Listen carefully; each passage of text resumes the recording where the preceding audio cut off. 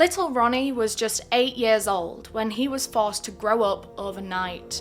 His father had just massacred their whole family, claiming that they were evil, children of the devil. Ronnie was the only survivor of this massacre. He had to relay everything that he'd seen that night, every detail of how his own dad had chased down his mother and created a bloodbath of their home. Today, we're talking about the Riverview murders. Before we get into the case, I want to thank our friends at Magellan TV for sponsoring this video. I'm always sharing the fascinating documentaries that I find on there with you guys, and one of the latest ones that I watched was Who Killed Trudy Adams. This is quite an old case. So Trudy Adams was 18 years old when she disappeared in the 1970s. She was on her way home from like a surfing party and she was gonna hitchhike home, but from when she got into that stranger's car that night, she was never seen again. Her case has remained cold for 50 years now, and police, well, almost 50 years, sorry, my maths was slightly off. Police don't have any specific suspects, but they do believe that they can connect Trudy's disappearance to a series of sexual assaults that took place around the same time. And I think that's a pretty promising theory. This was an interesting documentary, so if you're looking for a new one to watch, Who Killed Trudy Adams? Magellan TV posts between 15 and 20 hours of new content every week, so there's always something new for you to sink your teeth into. I've been a loyal subscriber of Magellan TV for years now, and I've never gotten bored with their content, so if you're as much of a true crime fan as me, I'm sure you will be the same. So why not give Magellan TV a try? They are very kindly giving you guys a special offer when you click the link down below in the description of this video. Now, before we get into the case, I just want to give my usual disclaimer that I mean absolutely no disrespect to anyone that I talk about in this video. This video is for educational purposes, and everything that I'm about to say is just information that me and my team have found on the internet, and I am now compiling into one video. There's a few content warnings for this case, and they are quite heavy. They are as follows: graphic injuries, the murder of a disabled child, and domestic violence. So if any of that is something that you don't want to hear about right now, I totally understand. This is your chance to click out of the video, go look after yourself, make yourself a cup of tea or something. Hopefully I'll see you again some other time.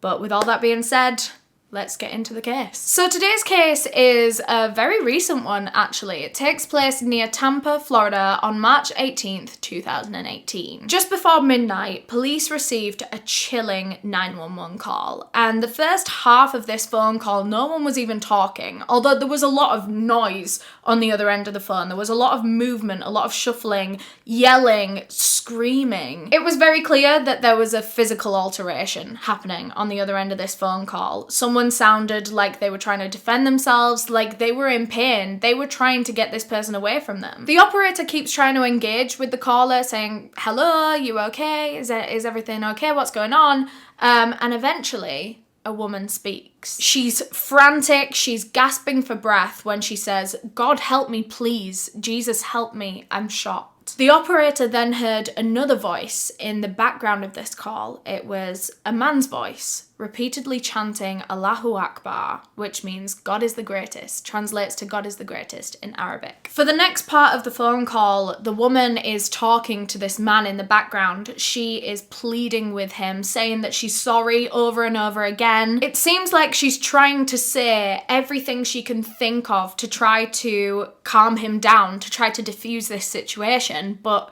none of it was working. He doesn't respond to her pleas once. He doesn't acknowledge her, he doesn't speak to her, and then about a minute into this, he shouts over the top of her, "She killed me." The operator couldn't really understand what was going on. They were trying to listen in, and it started to make a bit more sense as they heard the man in the background saying, "Call 911 now." He continued to repeat, "She killed me, she killed me."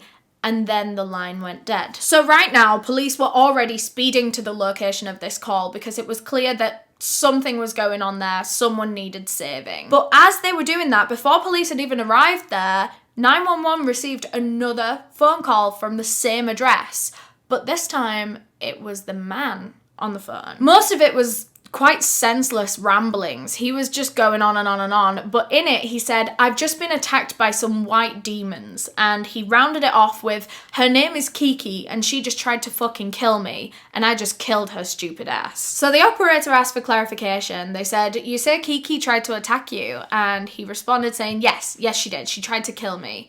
And with that, the line went dead again. So they've had 2 911 calls from the same address, seemingly 2 different sides of the same altercation. But the most disturbing thing about that second phone call that they got was that all the background noise had stopped now. There was no more shuffling, no more movement, no more screaming or pleading. Everything had fallen still. So now police had zoned in on the location and they pulled in front of this 1-story house, and they were sat in the car and they were thinking about how they were gonna approach this situation, because for all they knew, the assailant could still be in there, they could be armed and dangerous.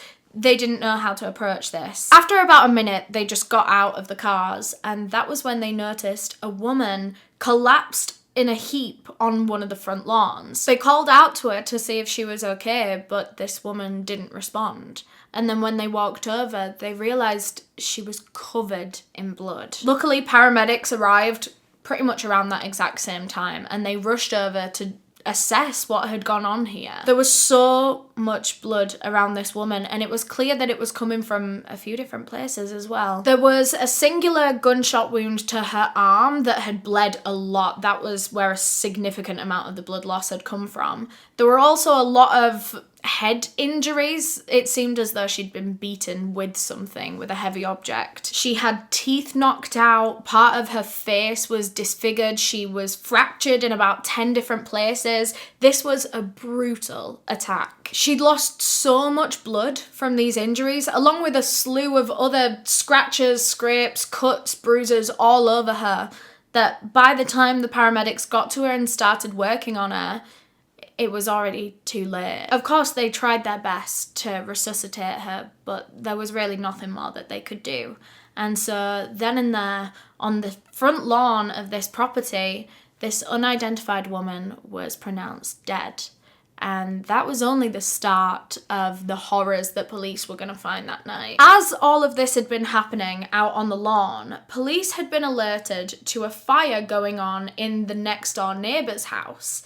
Now, police aren't stupid. They thought this has to be connected. There's no way that a woman can be found murdered on a lawn and then there also just happens to be a house fire next door. They had a bad feeling that these were connected, and so they were very cautious when they went to go and check out this fire. Well, they thought they might as well, they're right there.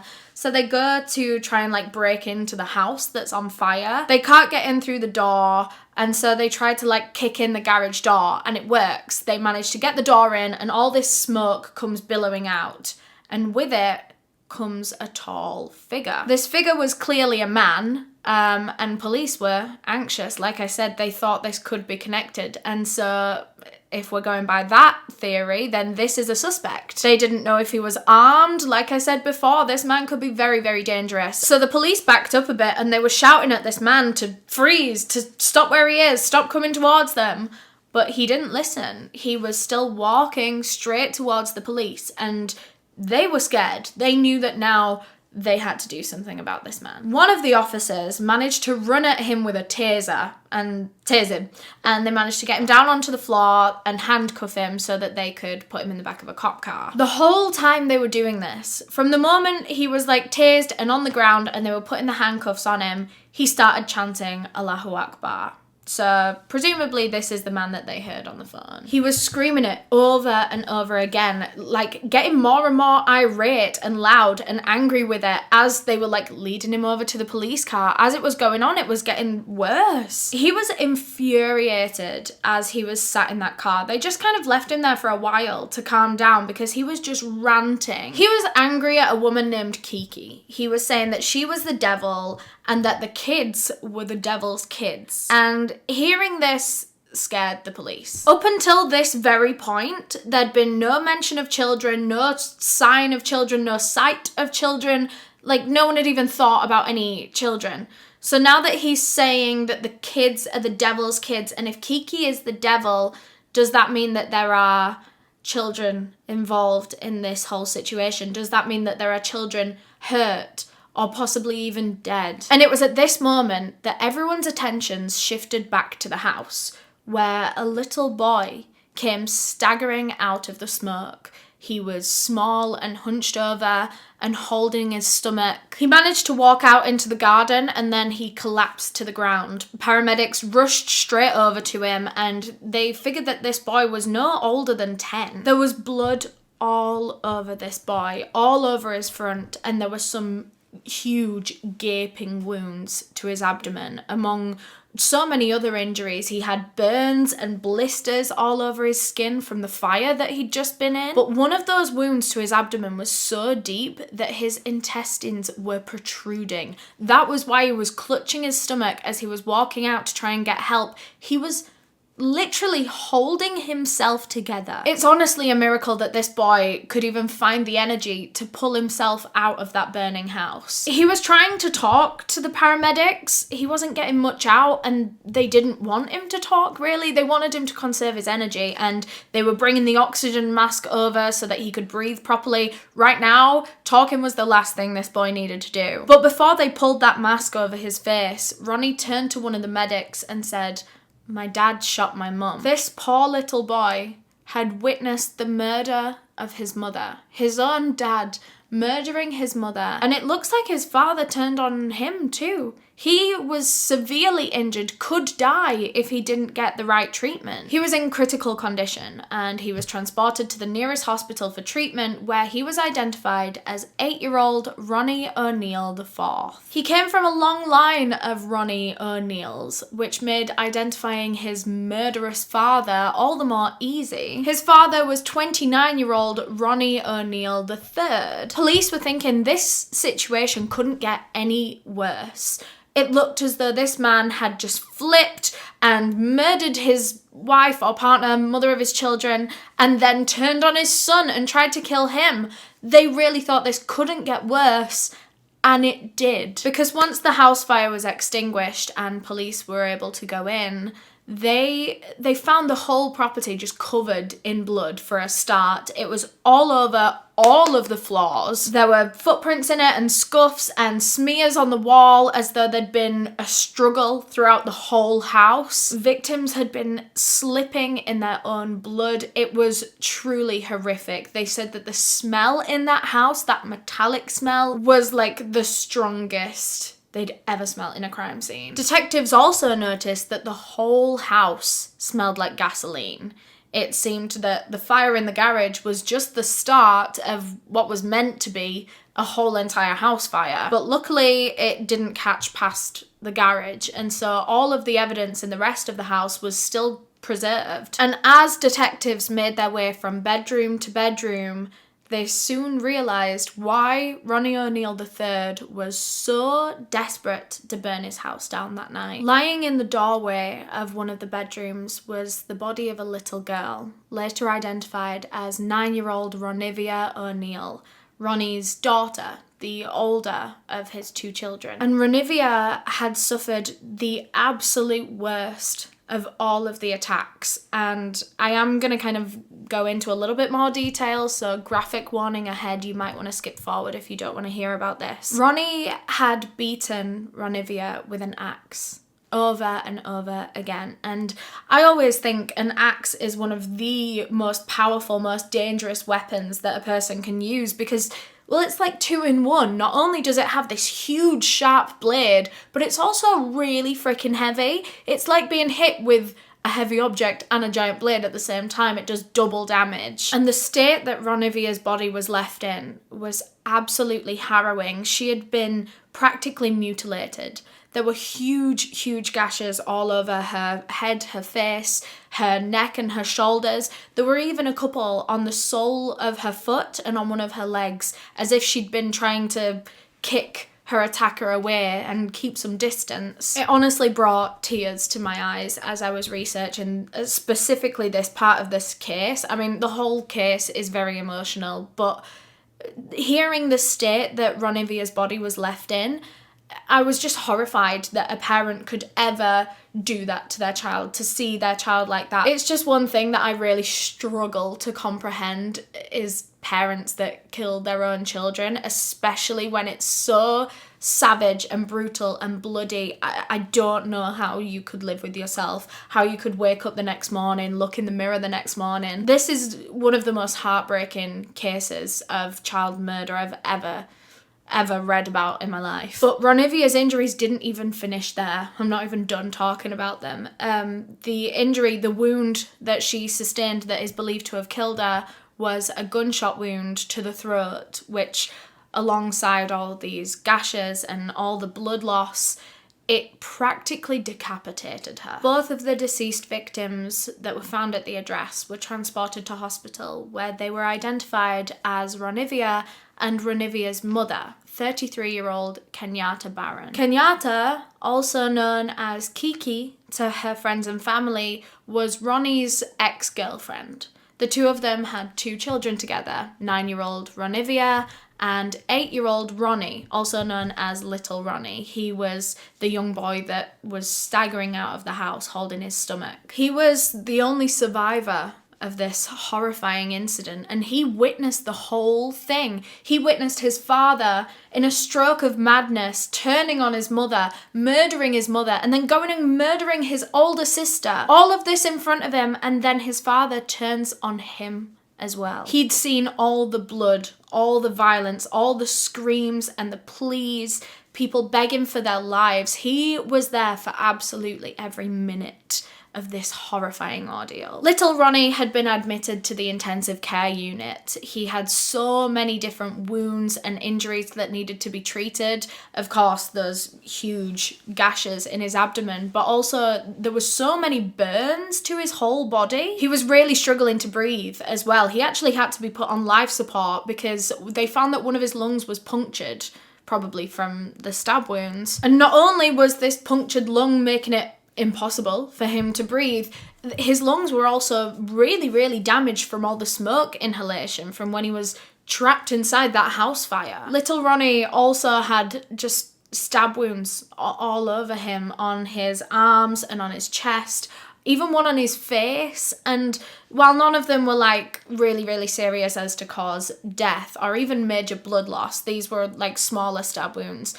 They were all enough to leave a scar. They were all enough to need stitches. When he was first transported to hospital, paramedics, police officers, everyone that was at the crime scene that night didn't think that he was going to make it. They thought that on the journey to the hospital, Ronnie was just going to succumb to his injuries and he was going to pass away. They really thought it was going to be another tragic loss to add to the toll from that night. But miraculously, little Ronnie survived. I think I've already mentioned that to you, but I just wanted to confirm right now, close to the beginning of the video, that Ronnie survived this ordeal. It took him a long time in intensive care, a lot of treatments, a lot of doctors, a lot of surgeries, a lot of patience and waiting, a lot of medication, but he did it. And we're gonna come back to that later, his recovery and the aftermath and where Ronnie is now.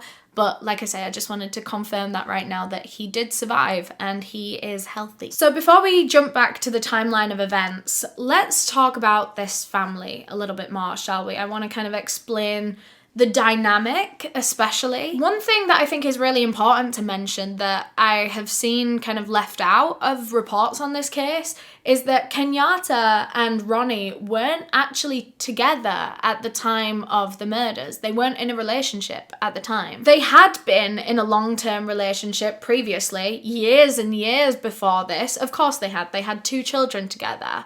But in 2012, the two of them split up and they even moved on to new people. Well, I don't know about Kenyatta as much, but Ronnie moved on to a new woman. He had another child. He had a whole other son, a whole other life, a whole other family. They had moved on from each other. They broke up in 2012. Kiki got custody of both of the children and Ronnie was set to pay child support for them.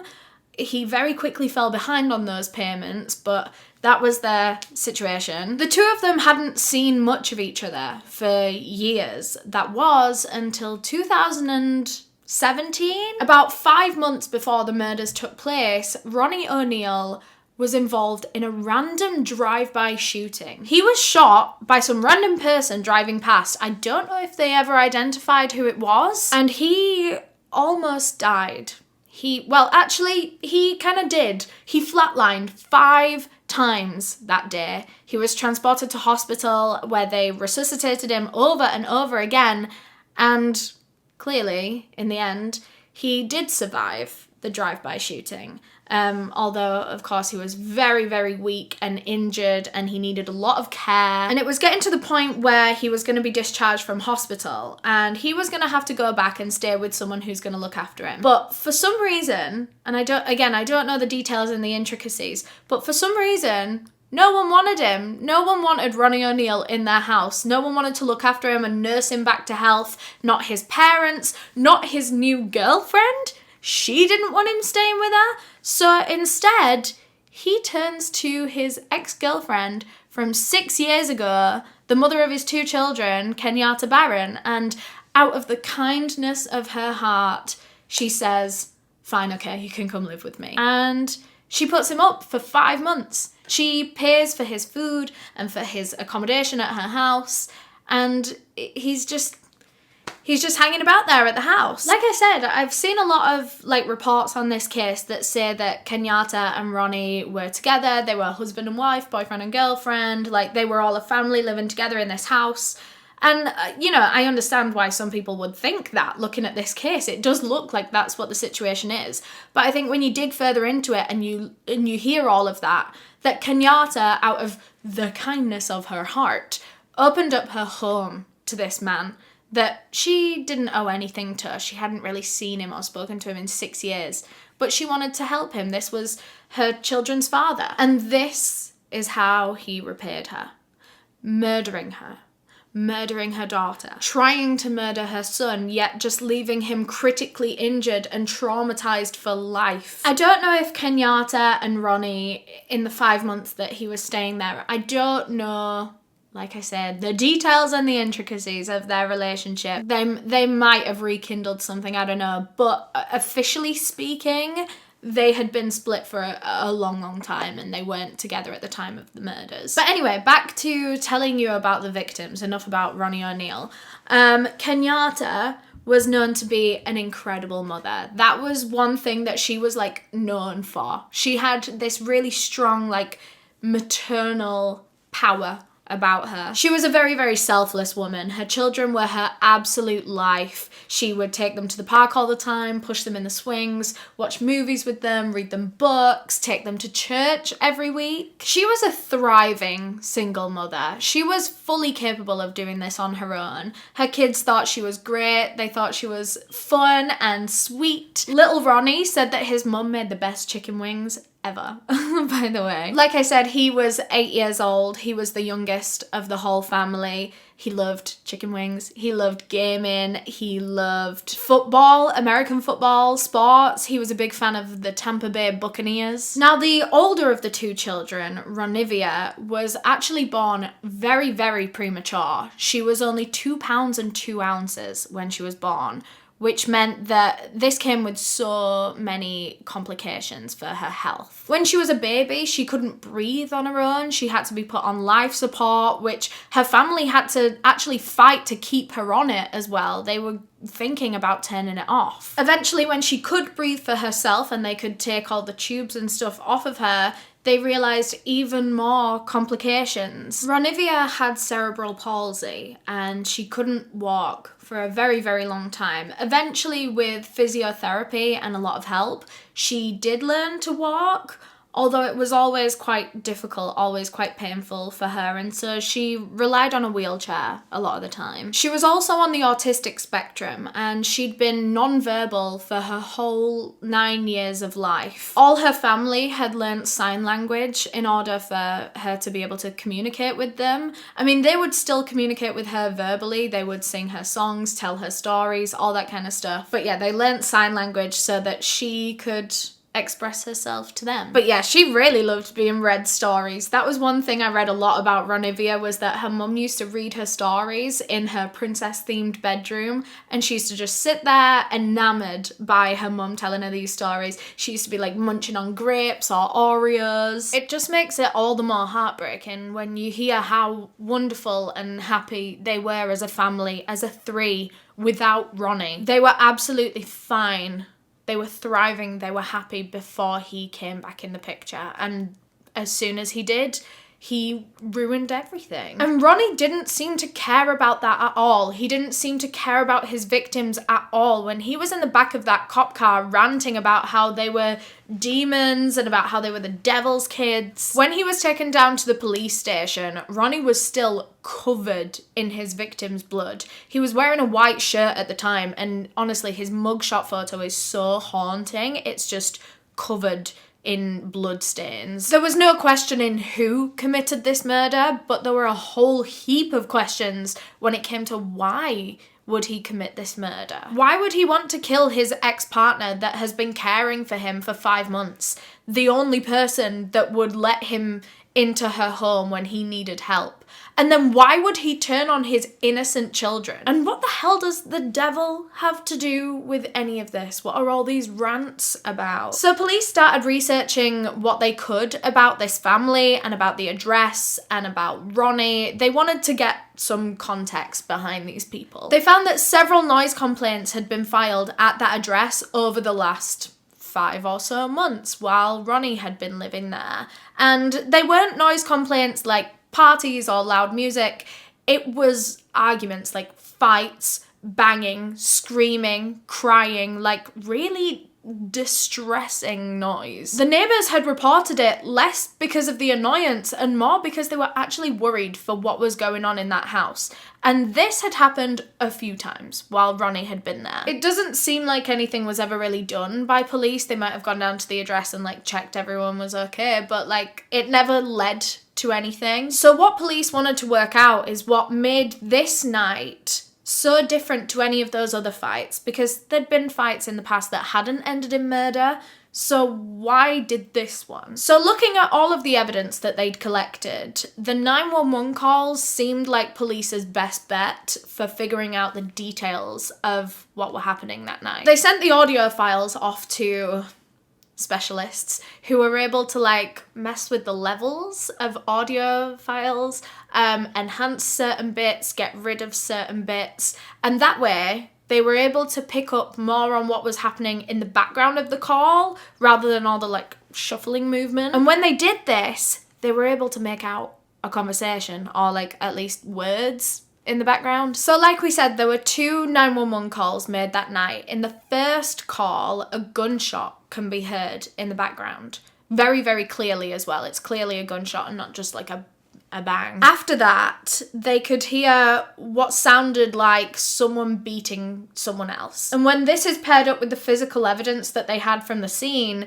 Kenyatta was shot and then beaten to death. So they practically have an audio file of her murder taking place. That pretty much confirms that that was her murder. And like I said, they were able to make out like background noise and words being spoken. They could hear Ronnie in the background of this call shout, like screaming, yelling at Kenyatta as he was beating her, as he was attacking her. And remember that part of the first 911 call right at the end where Ronnie can be heard in the background saying, "Call 911 now, she killed me, she killed me." Well, police had managed to identify who Ronnie was speaking to, who he was shouting to that night.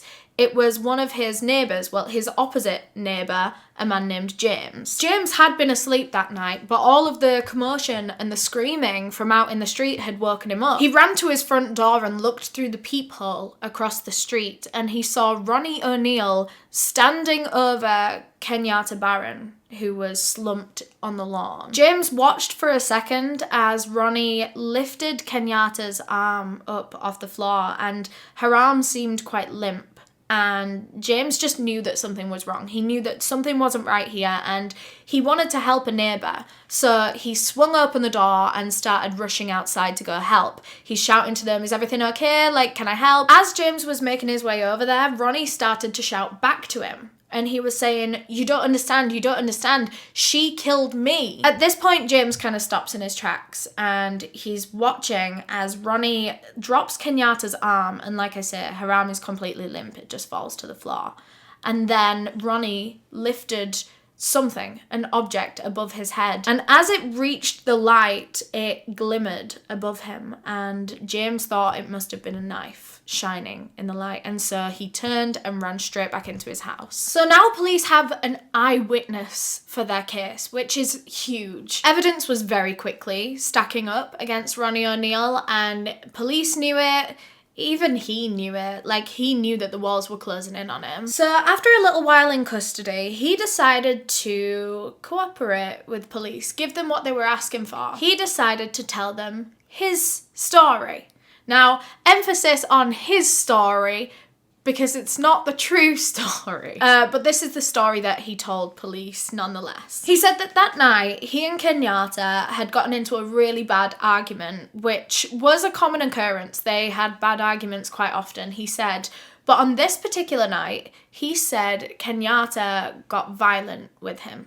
She started physically attacking him, and so he started defending himself and kind of physically attacking her back, he said. He said that this altercation eventually ended out in the garden. They had fought all the way out onto the lawn, and that is where Kenyatta Barron supposedly tried to kill him, he said. He told police that he thought he was gonna die. He thought Kenyatta was gonna take his life, and so to save it, he killed her first. Now, police knew that this was all BS. They had all that evidence against him, a witness, they had the audio file of the murder happening. And on top of all of that, there wasn't even a single self-defense wound on him whatsoever. Not a mark, not a bruise, not a scratch, nothing. If this had been a physical, two-sided altercation that was so brutal that it went all the way out onto the lawn and you thought she was going to murder you,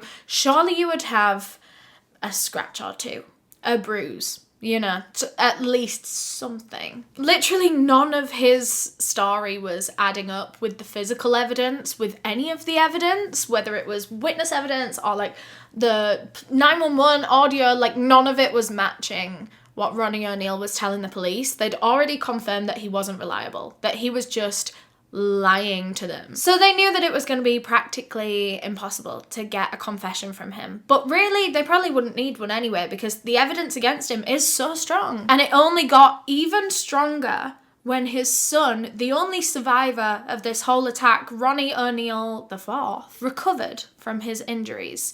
He became healthy again, and he was able to tell police everything that he saw that night, because he had witnessed the whole thing from start to the very, very finish when he passed out after his father attacked him. He said that it all started when everyone was in their bedrooms. He was in his bedroom and he heard his mum and dad arguing, screaming in their bedroom at the end of the hall. He peered out at them through the doorway and he saw Ronnie, his father, waving a gun in the air as he was screaming at Kenyatta. The next thing Ronnie knew, his mother was running down the hall, kind of towards him. She was running away from his dad. She ran into Ron'niveyah's bedroom, which was just before Ronnie's. She ran straight in there and hid inside the closet. She was barricading herself inside there. Ronnie had run in after her, but he hadn't caught her in time. She'd locked herself in the closet, and so now he was just standing out there. Kenyatta's in the closet. Ron'niveyah is just sat up on her bed. She's just seen this happen. When his son came into the room, Ronnie finally stopped shouting at Kenyatta in the closet, and he turned his attentions to little Ronnie. He ordered his son to go out into the hallway and march around chanting Allahu Akbar. And little Ronnie did as he was told. He was quite scared of his father right now. He says that as he was doing this, as he was marching around and chanting, he heard a gunshot go off in his sister's bedroom. He didn't move, he didn't go there, he just kept doing what he was told to do. He just kept chanting. After a few more seconds, Ronnie called his son back into the bedroom, saying, "Come in here, come kill this bitch." Little Ronnie ran into the room and witnessed his dad hit his mum over the head with the shotgun. He then started pointing the gun at Kenyatta, but not really doing anything, and he called little Ronnie over.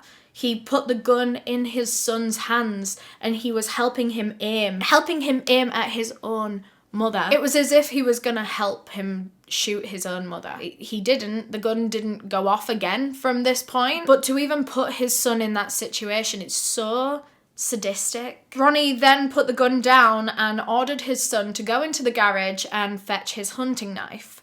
Little Ronnie ran in there and he couldn't really find it. So he ended up running back into the house, and that was when he saw his mum mid-escape running away from his dad again. This time she ran straight out of the house, all the way through the hallway and out of the front door and out onto the lawn. Ronnie followed very closely behind with the shotgun still in his hand. Little Ronnie just froze where he was in the hallway, where he was standing when he watched his mum run out, when he watched his dad chase her out. He just stood there frozen. So he didn't see what was going on outside. He didn't know what happened outside. But about a minute later, he was still standing in the exact same spot when his father walked back into the house alone. In the minute that he was outside, Ronnie O'Neal had beaten Kenyatta Barron to death with the shotgun. The shot that he'd previously fired in Ron'niveyah's bedroom that Ronnie heard but he didn't see had hit Kenyatta in the arm. It was losing a lot of blood, but it didn't seem fatal. And so that was why Ronnie O'Neal had to chase her out of the house and finish off the job on the lawn. But now Ronnie was back inside the house and he was storming around. He didn't say anything to his son, who was just standing there. He'd just witnessed all of this. He didn't even acknowledge his son. He was just walking room to room to room. And then all of a sudden, little Ronnie notices that his dad has picked up an axe. He then walked to his daughter's bedroom. Ron'niveyah was still awake. She was still sat up in her bed. And so Ronnie grabbed her by the arm. Remember, she can't really walk. He grabbed her by the arm and dragged her down the hallway to his bedroom. Well, to his and Kenyatta's bedroom. Kenyatta's bedroom. He was just staying there. He was a guest. He threw Ron'niveyah to the floor. Like I said earlier on, her body was literally found practically in the doorway. So he hadn't even really gotten into the room. He just threw her into the room and to the floor. And from down the hallway, little Ronnie watched as his father murdered his older sister. He lifted the axe all the way above his head and swung it down on her so many times. Little Ronnie said he saw his sister's eyes roll into the back of her head and then her body slumped to the floor. He said there was just blood everywhere, and the next thing he knew, his dad was trying to light a fire. He did this quite a lot that night, where I think he was carrying matches around with him and he would try to set fire to different things to try to spark a fire. So in one case it was a tissue he tried to set on fire and loads of different things. So little Ronnie watched as his dad lit a match, lit a tissue or whatever, and threw it to the ground where Ron'niveyah was. He was trying to set her body on fire. After all of that, she was already dead, and he was trying to set his daughter on fire. Little Ronnie watched as his dad paced around the house, dousing everything in gasoline, lighting these tissues and throwing them on the fire, and then he disappeared to the garage. And little Ronnie decided to go after him. As soon as his dad saw him, he grabbed him and threw him to the floor, face down, and put his foot on his back. So he was pushing him down. He kept him held there as he once again took the matches out of his pocket, lit something, and threw it on his son, tried to set his son on fire. Little Ronnie actually managed to wriggle free and escape the garage from his father. He ran out into the kitchen and his father caught up to him. The last thing Ronnie remembers is his dad swinging open one of the drawers and grabbing a large knife. And that's where his memory of the night ends. We know what happened next only from physical evidence, and that was that Ronnie O'Neal III savagely attacked his own son, stabbing him in the abdomen so many times that he nearly disemboweled him. It's believed that little Ronnie, actually passed out at this point, and so his father left him alone. He thought that he'd killed him, like he'd killed his other two victims. And so he maybe stood up and then went off elsewhere to just carry on lighting the house fire. They think that's how little Ronnie was able to survive. You know, his father didn't keep attacking until he was dead. So that was little Ronnie's version of events, which is quite frankly the opposite of the story that his dad gave to police. That lie that he was trying to tell, that Kenyatta was attacking him, and so to save his own life he had to kill her. None of it was true. Literally everyone else, every other witness, every other piece of evidence says that it was the other way around. He was trying to spin this story so that he was the victim when he wasn't, not even for a second. My heart absolutely breaks for little Ronnie in this case. Having to witness all of that and then having to speak to police about it, give official statements, give evidence, show up in court, all of that, having to relive not only your mother's murder, then your sister's murder, and then the time your father turned on you, your own near-death experience, and that feeling of knowing that he was next. Like, after watching his dad kill both of the other two and knowing that he was the only one left and that he was probably gonna die next, that just absolutely horrifies me to my core. It's quite frankly a miracle that little Ronnie survived the injuries that he had. Not only was he almost disemboweled, but he had severe burns to about 20-30% of his body. He required so many skin grafts. So many. He was in so many surgeries because he had so many different wounds that needed patching up and things that needed fixing and treating. That poor boy, like every single part of what he went through is so traumatic. Again, we'll come back to Ronnie a little bit later on in the case, but for now, let's kind of wrap up his father, his horrible father, Ronnie O'Neal III. So his trial began and he was up for quite a few different charges: 2 murders, 1 attempted murder, 2 counts of child abuse, and 1 count of arson. One hell of a trial. So the trial began in June of 2021 and Ronnie O'Neal III decided that he was going to represent himself. He didn't want an attorney, he didn't want a legal representative. He was confident that he had this, that he could get himself off of 2 murders and an attempted murder, all on his own, no help from professionals. Literally everyone tried to warn him against this because the failure rate of representing yourself on trial is so high. Even the judge herself warned him against this because if he was found guilty, he would be up for the death penalty. And if he couldn't represent himself very well, then his life was on the line. This was a life or death trial for him.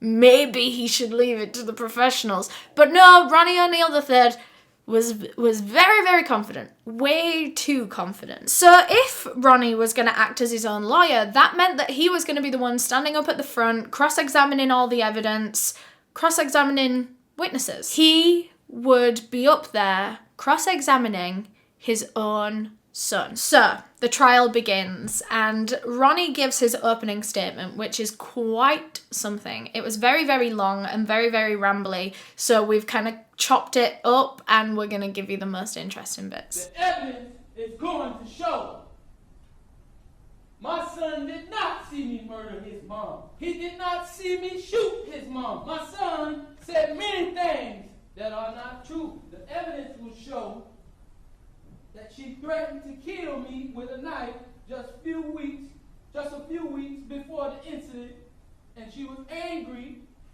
about my relationship with my other child's mom. In court, Ronnie stuck with his original story that he'd told the police, that Kenyatta attacked him first and so he acted in self-defense. He thought she was going to kill him, so he killed her first. I responded out of pure instinct and heat of passion. He went even further, saying that he believed that she was a threat not only to his life, but to his kids' lives. And so not only did he kill Kenyatta to save himself, but to save their kids, because he thought that she was going to kill their kids. I'm going to be showing with evidence several reasonable reasons to doubt the state's allegations against me. The evidence will show that the state cannot prove that I premeditatedly killed anyone because I didn't have any time to reflect or plot and plan as if everything happened suddenly and spontaneous. Ronnie said that his son gave false statements after being coached what to say by police officers. He also has been diagnosed with PTSD, as he should be, because this is a very traumatic thing that he went through. He also was diagnosed with major depression disorder, intermittent confusion, and delirium, making him unreliable when it comes to the actual facts. The evidence and testimony will show that Ronnie Blair, formerly known as Ronnie O'Neal IV, may have been coached on what to say by family members. He's very, very adamant that the police are framing him and they're orchestrating this case against him, and, you know, they want him to go down for something that he hasn't done. Evidence is going to prove to you that this whole entire case has been tampered with and fabricated. They say she made a call at 11:43. There's no 911 call at 11:43 on her call log. Anything that I may have said, they exacerbated it and made me say it consecutively over and over like Allahu Akbar, which I may have said once or twice. But they wanted to make me seem like a terrorist, and they said, I said, come out here, son, and help me kill this bitch, because I can guarantee you the evidence is going to show you we are under the most corrupt administration you've ever seen in your life. So the trial begins, and Ronnie O'Neal pleads not guilty to everything, to every single charge against him. He says that he's not guilty because he acted in self-defense. She was going to kill him first, so for that reason, he should get away with everything he did that night. His defense didn't hold up in court. None of them believed that he acted in self-defense. None of them believed that he was in danger, that she was a threat to his life that night. And so this defense was immediately just discounted. So let's talk about the part of the trial where Ronnie was going to cross-examine his own son, which is just such a bizarre and disturbing concept that his son has had to give all of these witness statements and answer all these questions and stuff. And now, for the very last hurdle that he has to get over through this whole ordeal, he has to sit there in court and have his father, his attempted murderer, stand there and pick him apart and call him a liar and say that everything that he's saying is not the truth. I actually can't quite believe that that's allowed. Like, especially for a child to have to go through that, to have the person that murdered their mum and their sister and nearly them in front of them, practically like shouting questions at them. How you doing? Good. It's good to see you, man. Good to see you too. It was during this part of the trial that we get a lot more detail to Ronnie's version of events. He sat and told the whole thing again via video link. Oh yeah, he was showing up at the trial via video link because obviously he wouldn't want to be in the same room as his father, as his attempted murderer. I just saw my dad holding a shotgun and my mom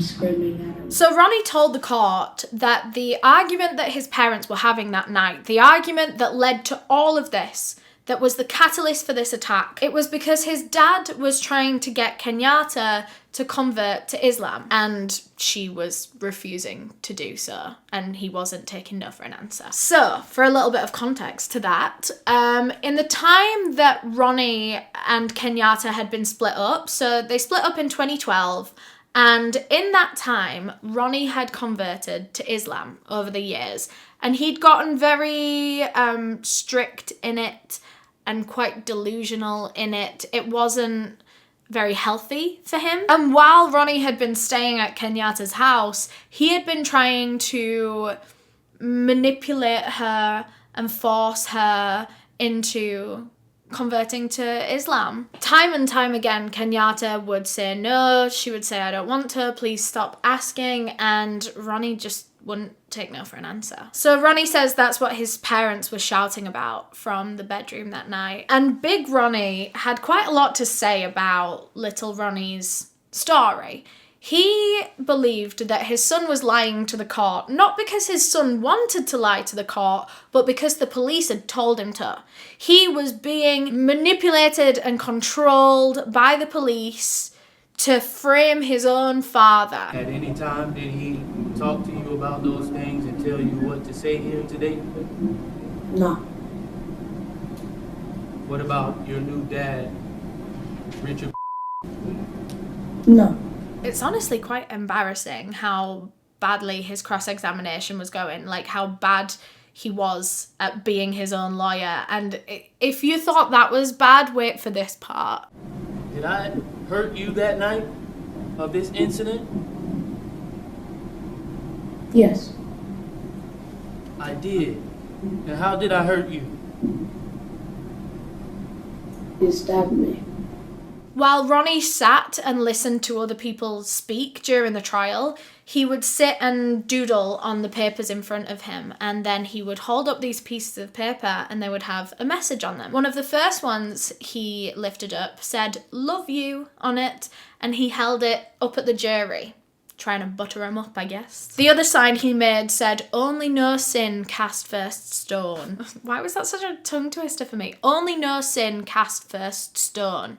That actually is really hard. But that's a reference to the Bible quote, "Let he who is without sin cast the first stone," which is meant to be kind of a lesson to not judge other people unless you're perfect yourself. It's like people in glass houses shouldn't throw stones. Does that mean the same thing? I'm not actually very good with sayings and stuff, so I shouldn't be saying that very confidently. When the trial concluded, Ronnie O'Neal was found guilty of all of the charges against him. 2 murders, attempted murder, arson, 2 counts of child abuse. There was no questioning whether he was guilty or not. But when it came to the death penalty, the jury couldn't quite make a decision. They were quite split on it, and so for that reason, he wasn't offered the death penalty. Instead, Ronnie would just get the longest prison term that the judge could possibly give him, and that was 3 consecutive life terms plus 60 years. So that man is never getting out of those bars. He's still in prison now, literally always will be. But there's one more person I need to update you on before this case is over, and I've kept saying it all the way through. We'll get back to little Ronnie. We'll get back to little Ronnie. Well, now we're back to little Ronnie. Do you want to hear how things ended for him? Well, before we get to the happy ending, spoiler alert, it is a happy ending, we have to go back to the kind of really shit beginning. So as we said, the recovery process for little Ronnie was very, very long and very, very painful and very, very lonely because he kind of had no family left now. His mother was gone, his father was in police custody.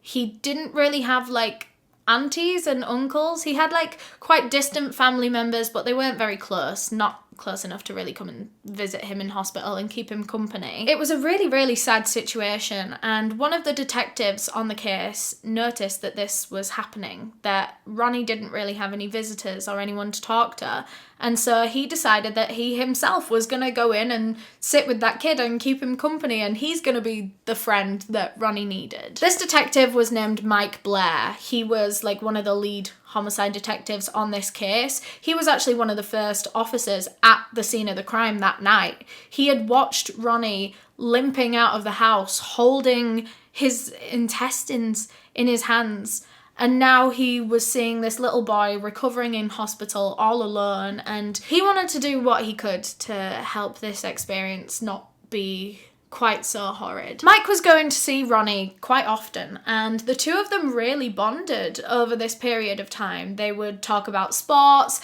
they would joke together, watch movies together. The two of them were big fans of the Tampa Bay Buccaneers, which is an American football team, and Mike Blair actually had an in with someone from the Buccaneers, and he managed to get like a whole bucket of merch for Ronnie. So he took him all these like Buccaneers goodies into hospital, and apparently Ronnie was just over the moon with it. During one of these visitations at the hospital, Mike was actually due to leave a little bit earlier on this particular night because he had date night with his wife.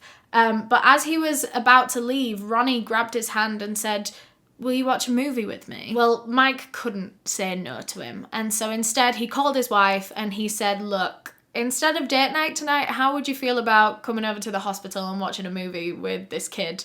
And she was like, okay. So that night, Ronnie had 2 visitors instead of 1. Mike came with his wife, Danielle, and very quickly, Ronnie bonded with her too. And from that point on, she was a regular visitor along with her husband. Now, at this point, during his recovery process, he was being weaned off of sedative drugs and everything was very painful for him and he was finding it very hard to tolerate his skin. Remember, he had all those burns and skin grafts and he was just in so much pain. It was so uncomfortable for him. You can't even really imagine it. But little Ronnie was so brave and Mike and Danielle said that whenever they were there, he was just all smiles. Even though he was clearly in so much pain, he was just so happy when they were there. He was so happy to have his new friends. Little Ronnie was brave, man. Like, he was brave. Danielle, Mike's wife, said, it was just devastating to me that he didn't have a mum to take care of him in that condition.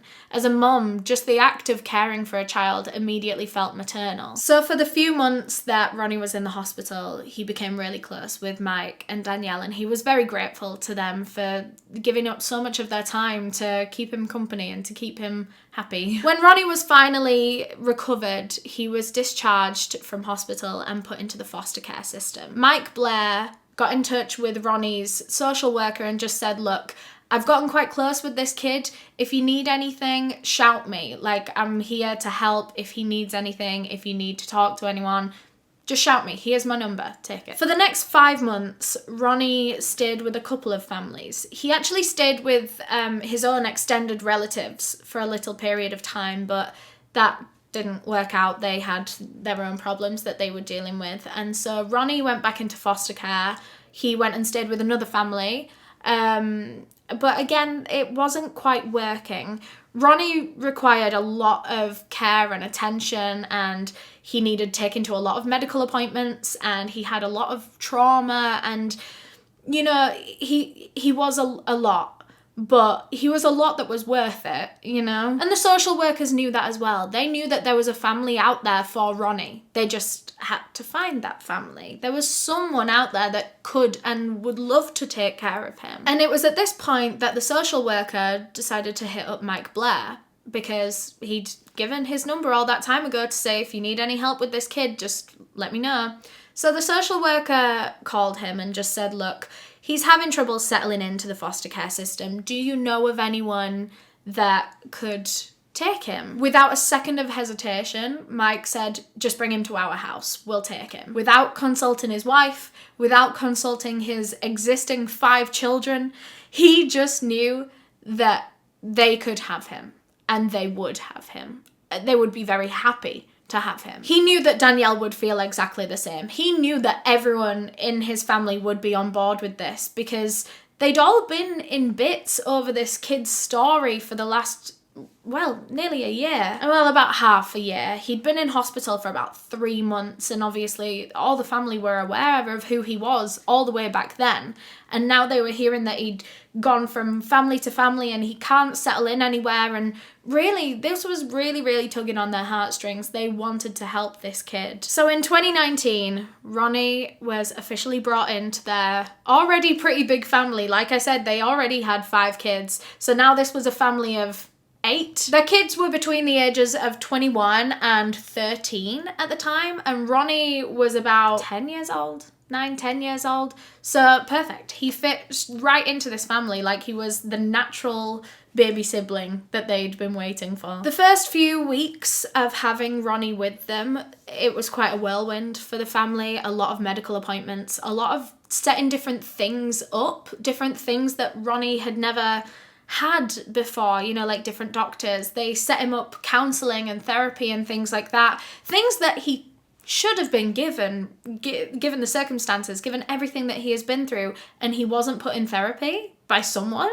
So yeah, the Blair family really took care of Ronnie, really take care of Ronnie. They still have him. He struggled to settle in there at first. Not really struggled to settle in, but he struggled to feel settled in, he would always ask the Blairs, how long am I going to be here? When am I going to have to leave? And things like that. It was as if his brain didn't quite believe that he was safe and sound and rescued yet. He thought that he was going to have to be whisked away and go to another family where things weren't going to work out. But the Blair family are so reassuring of him. It's lovely to read about the ways that they have like integrated him into their family. They sit and listen to his stories about his mum and his sister for hours. They ask him about his mum and his sister. And the family even have this mantra that they all say together, and I think this is the sweetest thing. It's like a little affirmation. They say, I am safe, I am loved, and I am a part of this family. Which I think is just so...